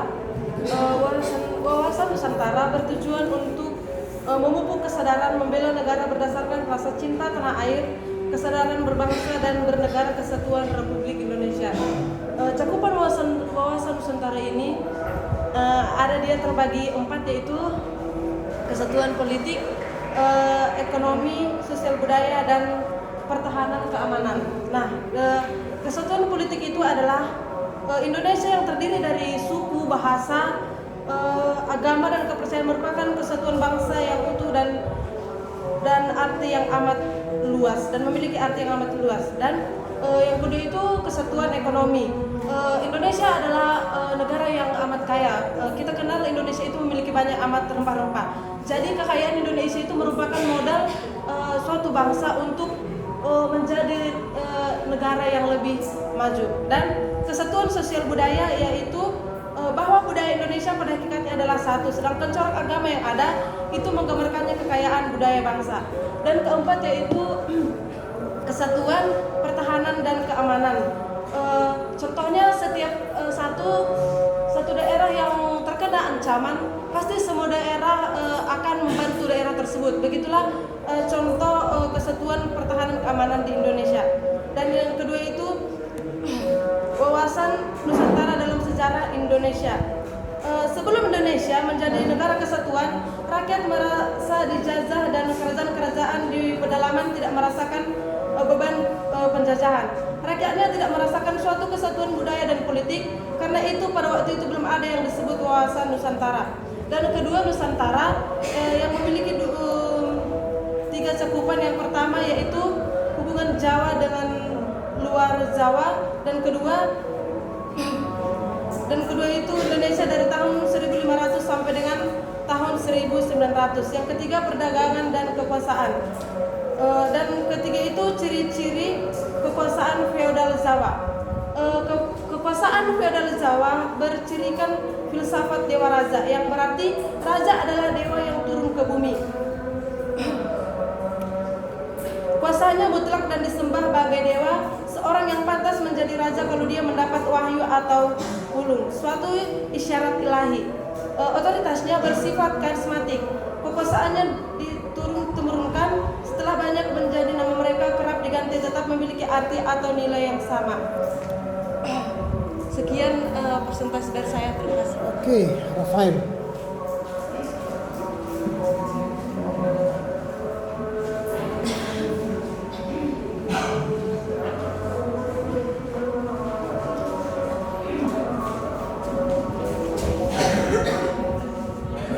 Saya ingin menjelaskan tentang filsafat Nusantara. Filsafat wawasan Nusantara merupakan bagian dari mata kuliah kewirausahaan yang bertujuan untuk membentuk kesadaran, membela negara, serta menunjukkan cinta kasih terhadap tanah air. Filsafat Nusantara juga memiliki beberapa cakupan. Yang pertama, kesatuan politik.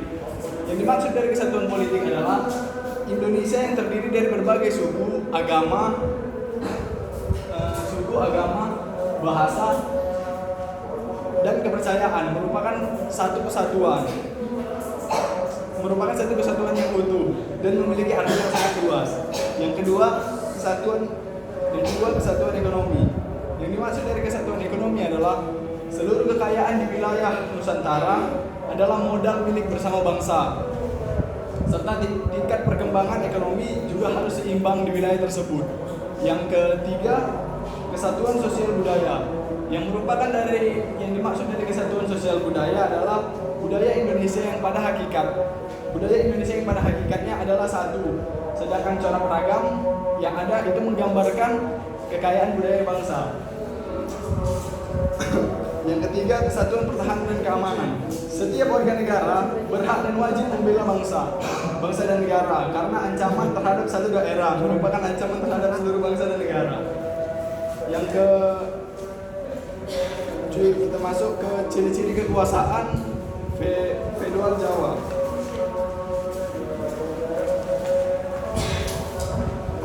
Ciri-cirinya adalah kekuasaan feodal Jawa bercirikan filsafat dewa raja, yang berarti raja adalah dewa yang turun ke bumi.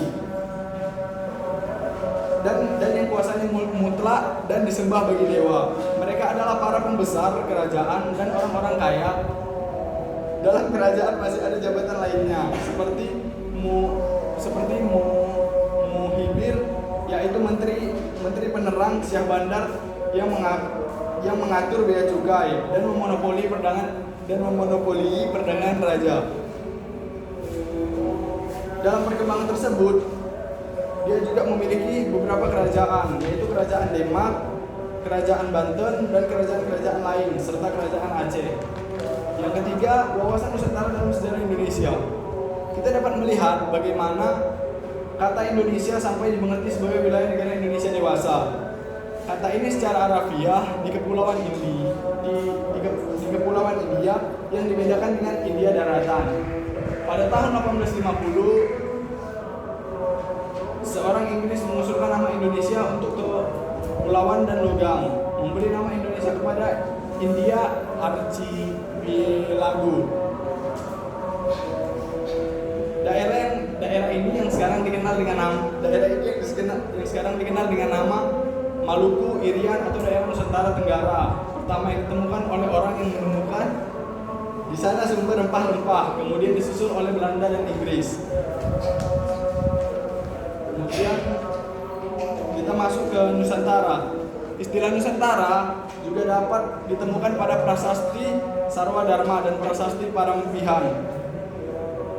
Nusantara juga dapat diartikan sebagai sumpah membentuk negara kesatuan RI. Membentuk negara kesatuan RI sekarang ini dalam konteks zaman Majapahit. Nusantara berarti pulau lain, dalam arti pulau lain di luar Pulau Jawa. Kemudian hubungan Jawa dengan luar Jawa. Sejak abad-abad pertama, Udah cukup.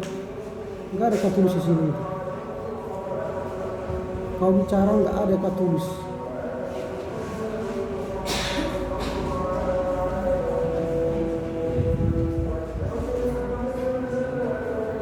Apa yang kau baca itu, yang kau sebutkan itu?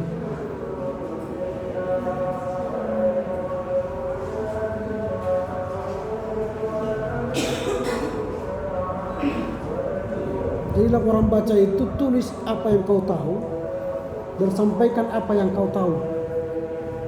Ini yang kau tahu yang kau sampaikan tadi nggak ada di sini. Kau baca ulang lagi dari buku. Kalau baca ulang lagi ngapain kau kusuruh di situ? Menghabiskan waktu.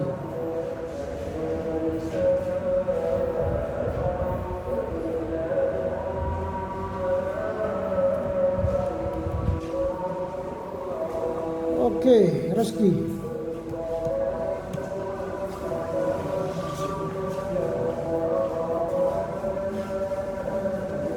Oke, selamat sore teman-teman. Pada kesempatan kali ini kita membahas filsafat wawasan Nusantara, yang dimana teman-teman kita yang sebelumnya sudah membahas bahwa wawasan Nusantara itu tujuan utamanya itu mampu menunjukkan kesadaran kita dan menunjukkan cinta kita terhadap negara kita sendiri, ya kan? Oke, filsafat wawasan Nusantara itu memiliki cakupan yang pertama yaitu kesatuan politik, yang kedua kesatuan ekonomi, dan yang ketiga kesatuan sosial budaya, dan yang keempat kesatuan pertahanan dan keamanan. Yang pertama yaitu kesatuan politik, yang kita ketahui segala isi dan kekayaan wilayah nasional merupakan kesatuan wilayah ruang hidup yang menjadi modal dan milik kita bersama. Dan yang kedua, Indonesia terdiri dari berbagai suku, sama kayak kita di kelas ini memiliki berbagai suku, ada Karos, Malungun, dan Toba. Tapi kita tetap satu, ya kan teman-teman. Yang berikutnya dari kesatuan ekonomi, seluruh kekayaan wilayah Nusantara adalah modal dan milik kita bersama. Modal kekayaan wilayah kita itu seperti rempah-rempah, seperti itu. Dan yang ketiga, kesatuan sosial budaya, yaitu bagi kehidupan bangsa harus serasi, seimbang, dan selaras. Jika kita memiliki kesosialan kita terhadap budaya kita harus serasi, sama apa yang kita budaya memang dan sosial itu harus sama-sama berjalan, seperti itulah intinya. Dan yang keempat, kesatuan pertahanan keamanan. Yang pertama, ada ancaman terhadap suatu daerah merupakan ancaman terhadap seluruh bangsa dan negara. Misalnya ada daerah kita yang terancam, kita pasti merasakan seperti itu. Berikutnya kita akan memasuki wawasan Nusantara dalam sejarah Indonesia. Teman-teman, kita bisa melihat bagaimana Indonesia sampai sekarang dimengerti bahwa memiliki kekayaan dan sumber rempah-rempah yang kaya. Pada tahun 1850 yang bernama seorang Inggris mengusulkan nama Indonesia untuk kepulauan dan logam, memberi nama Indonesia kepada India. Dan pada tahun 1884 seorang etnolog Jerman bernama Bastian menyebut nama Indonesian dalam bukunya, yang maksudnya adalah seluruh kepulauan antara daratan Asia dan Melanesia. Dan berikutnya Indonesia yang kita kenal ini muncul di situasi politik kewarganegaraan pada akhir abad 18. VOC menguasai perdagangan Belanda dan menguasai wilayah Indonesia, seluruh Indonesia pada saat ini. Nah, teman-teman, uraian yang kita dapat dari tersebut yaitu yang pertama, sudah sejak masa itu nampak adanya kesatuan budaya dan bahasa sebagian besar pulau-pulau di Indonesia. Bisa kita lihat di berbagai pulau memiliki suku, budaya.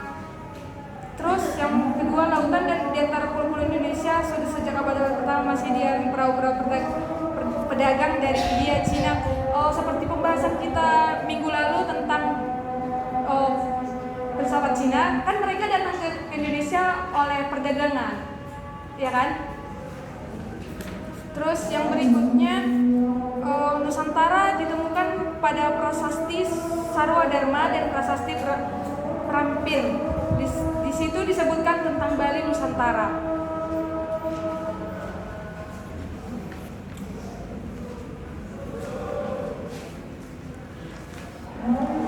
Berikutnya teman-teman, melalui perdagangan agama Islam itu masuk ke Indonesia. Mereka memulai dengan usaha mereka di Sumatera dan Malaya itu Malaysia, yang kemudian menyebar ke Jawa dan dari sana mereka datang ke Indonesia. Orang Islam juga mempengaruhi banyak orang menjadi kayak orang Islam itu datang ke Indonesia juga mengajak kita untuk masuk ke agama orang itu dengan cara kawin kepada orang Indonesia seperti itu. Berikutnya,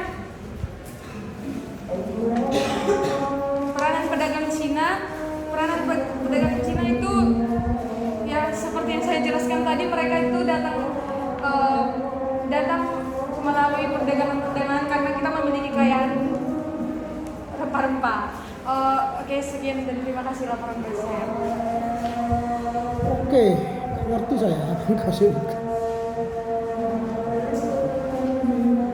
Terakhir ya, ini Reski, Reika. Buat mengerti orang ya, jangan makin bingung aku dengar ceritanya makin bingung. Selamat sore buat kita semua.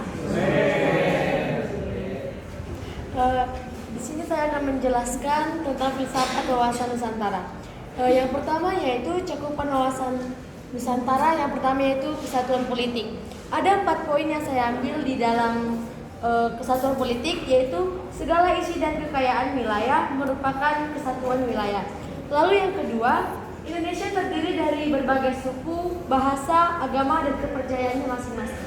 Lalu yang ketiga, secara psikologis, bangsa Indonesia harus merasa satu, senasib, dan sepenanggungan secara bangsa dan setanah air. Lalu yang keempat, seluruh kepulauan Nusantara adalah satu kesatuan hukum yang mengabadikan kepentingan nasional. Lalu yang kedua yaitu kesatuan ekonomi. Kesatuan ekonomi ini ada 2 poin yang saya ambil, yaitu yang pertama, seluruh kekayaan wilayah Nusantara. Maksudnya ini kayak modal atau milik bangsa. Lalu yang kedua yaitu tingkat perkembangan ekonomi harus serasi dengan keseimbangan di wilayah Nusantara. Lalu yang ketiga yaitu kesatuan sosial budaya.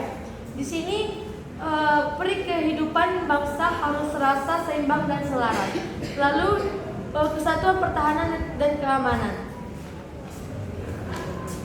Yang pertama yaitu ancaman terhadap satu daerah merupakan ancaman terhadap bangsa.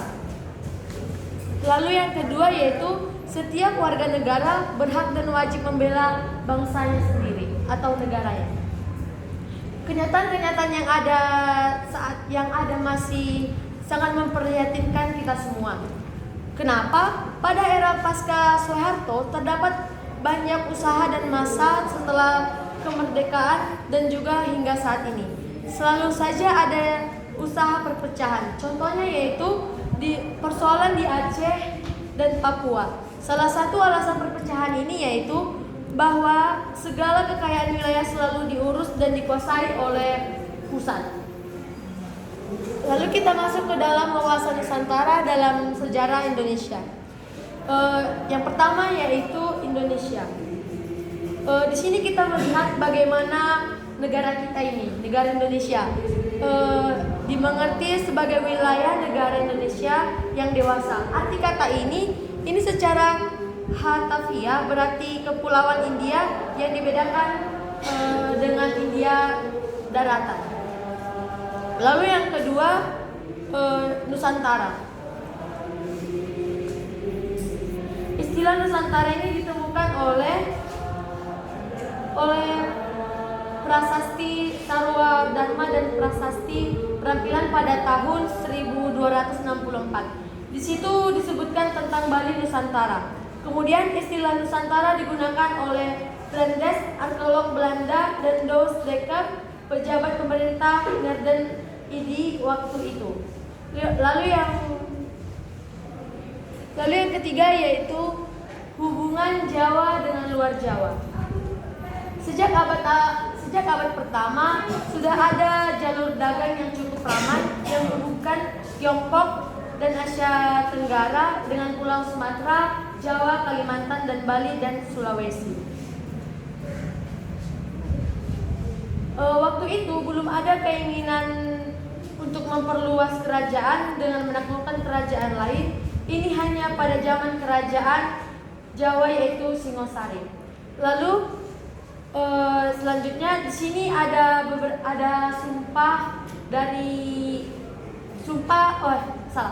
Nusantara baru dikenal oleh Sumpah Palapa Pati Gajah Mada sebagai berikut. Oke, cukup. Udah waktu kita ya. Ya, karena waktu minggu depan kita masuk pada laporan baca terakhir.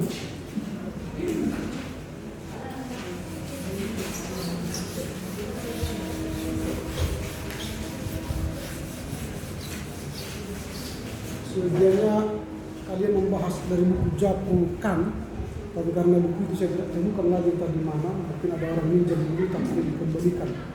Lalu saya kirimkan materi dari tulisan Samsul Bakri dengan membahas filsafat sebab bercorak Jawa, silakan dibaca nanti. Itu laporan baca terakhir. Sampaikanlah ceritamu dengan baik dan benar supaya orang mengerti apa yang kau sebut. Jangan baca lah. Sakit apa? Ngantuk aku bilang. Lagi ini jam-jam ngantuk. Ceritakan aja yang bisa dimengerti mudah gitu. Kayak cerita apa namanya? Kancil dan harimau. Cerita kayak dongeng gitu. Cerita kalian. Makanya ngerti kalian ceritanya supaya ini cerita dengan baik. Jangan asal. Ngantuk kita dengan ini. Gak nyambung cerita kalian gak nyambung. Lalu yang kedua, setelah itu nanti minggu depan itu sudah harus dikirimkan paper pertama.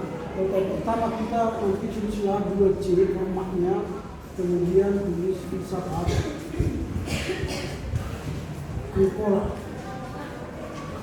Ini nanti kita bahas karena 1 minggu sebelum presentasi sudah dikirim. Berarti hari Minggu pukul 18 kirimkan kalian ini untuk bisa dibaca.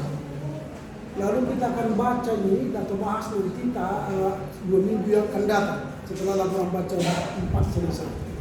Lalu setelah nanti dibahas maka akan dibahas lalu kalian akan perbaiki 1 minggu setelah presentasi maka nanti formatnya adalah di sini perbaikan.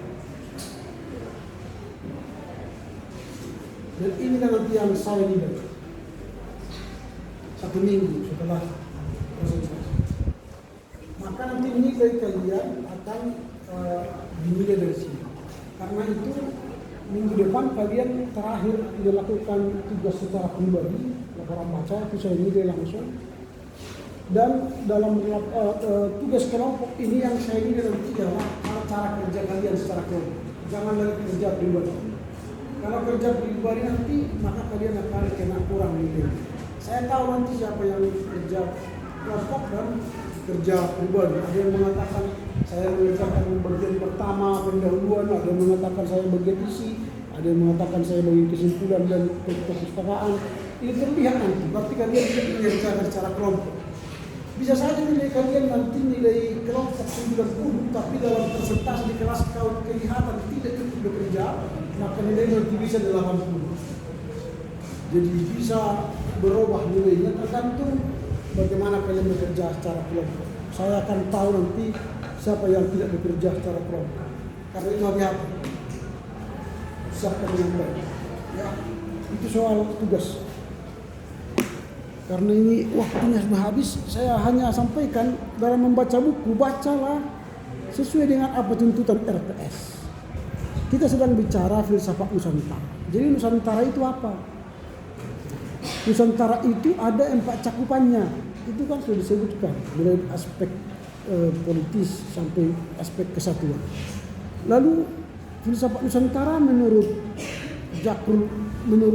Konrad Kebun apa? Filsafat Nusantara itu kan nusa, berarti kan kepulauan 13.000 dan antara. Kita berada di antara benua Afrika dan benua Australia dan 2 samudra, India dan Pasifik.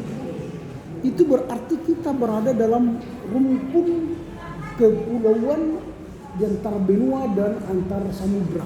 Itu Nusantara. Tetapi menurut Majapahit, Nusantara itu adalah kepulauan lain di luar Jawa. Kepulauan lain. Dan semangat Nusantara itu telah dimulai oleh Majapahit dengan Sumpah Palapanya. Dia berkata bahwa dia tidak akan istirahat kalau seluruh kepulauan dan kerajaan di Nusantara ini tidak dia kuasai. Bahkan sampai itu ke Pahang. Pahang itu Johor, Malaysia. Itu dulu mimpi Majapahit untuk menjelajah atau mengembangkan kerajaannya. Dan kalau itu tidak bersatu, dia tidak istirahat dan tidak akan makan apa tadi? Kelapa, kan? Dia tidak akan makan kelapa.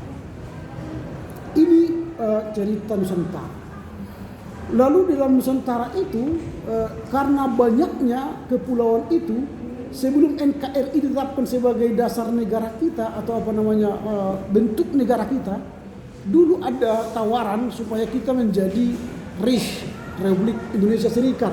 Berarti kita negara bagian. Tetapi negara bagian punya potensi perpecahan, punya potensi disintegrasi, punya potensi disusut oleh negara-negara lain, sehingga nanti kita hancur dan membuat kita tercerai-berai. Sedangkan kita sudah NKRI, ada dulu GAM, Gerakan Aceh Merdeka, ada GPM, Gerakan Papua Merdeka, GPM. Ada juga Timor Leste, Fretilin. Akhirnya mereka lepas ya 1999. Nah itu gerakan dari kekuatan luar yang mengintervensi kalau kita negara federal atau federasi. Nah makanya ditetapkanlah negara kita bentuknya Negara Kesatuan Republik Indonesia. Kita disatukan dari Sabang sampai Merauke, dari Minyamas sampai ke Pulau Rote. Jadi tidak ada lagi kekuatan luar yang hendak merusak atau mengkocok kita. Ini Nusantara. Lalu di Nusantara ini tidak hanya Majapahit tadi yang bercita-cita untuk menyatukan Nusantara ini, karena memang dia lihat kalau misalnya Nusantara ini tidak punya nasionalisme, gerakan nasionalisme, maka kita tidak akan bisa mengalahkan orang-orang Eropa yang datang ke Indonesia. Orang Eropa yang datang ke Indonesia kan pertama itu Belanda, sebenarnya pertama Portugis. Portugis itu menguasai kita ketika mereka datang dari India, lalu tiba di Ambon, Vasco da Gama, lalu setelah itu datanglah VOC. VOC itu merusak tatanan ekonomi Indonesia. Dulu kita ketika zaman Majapahit, ekonomi kita bebas, artinya bebas berjual, berdagang ya antar raja dengan raja. Tetapi ketika datang VOC, terjadilah monopoli perdagangan. Hanya Belanda yang punya kuasa untuk melakukan perdagangan. Akibatnya terjadilah peperangan, perlawanan terhadap Belanda, perang Nuku, perang Makassar, dan nanti ada perang Aceh dan perang Imam Bonjol dan perang Padu. Itu perlawanan. Tetapi semua itu kalah karena tidak ada kesatuan di antara suku-suku yang ada di Indonesia. Tetapi setelah adanya gerakan nasionalisme 1928 Sumpah Pemuda dan gerakan-gerakan utama yang dimulai sejak 1908, maka terjadilah nasionalisme.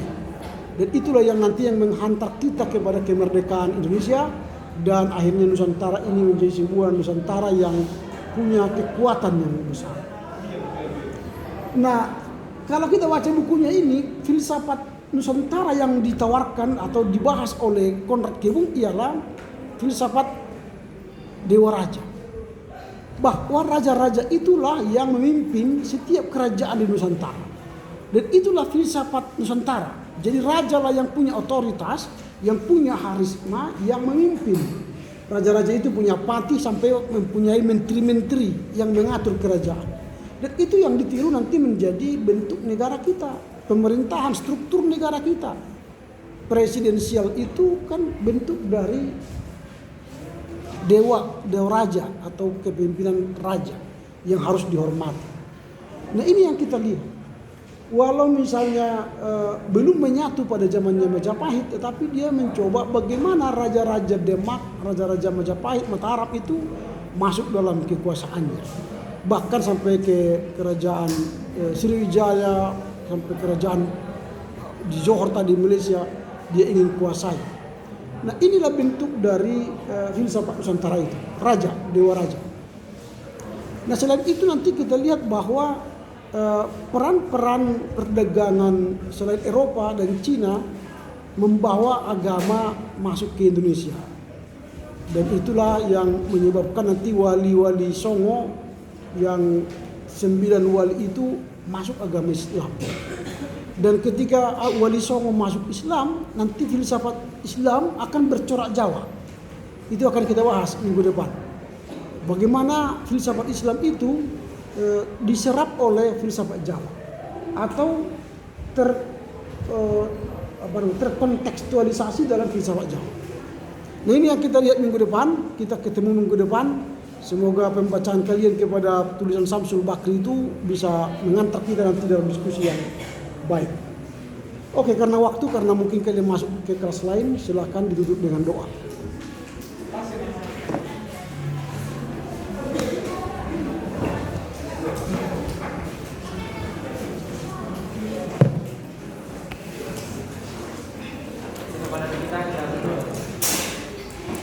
Terima kasih Tuhan atas kemuliaan Tuhan sehingga kami dapat menyelesaikan pembelajaran kami tentang Nusantara pada siang ini. Kiranya Tuhan memberkati pembelajaran kami dan kami mengerti dan kami dapat mendapatkan apa yang tidak kembali datang. Kiranya Kau berkati kami ini pulang ke rumah masing-masing. Kiranya Kau bertanya dengan kami yang mengajar lagi Tuhan. Kiranya Kau juga menemani kami dalam setiap langkah kami. Hanya melalui Putra Yesus Kristus kami berdoa dan mengucap syukur. Amin. Amin. Oke, selamat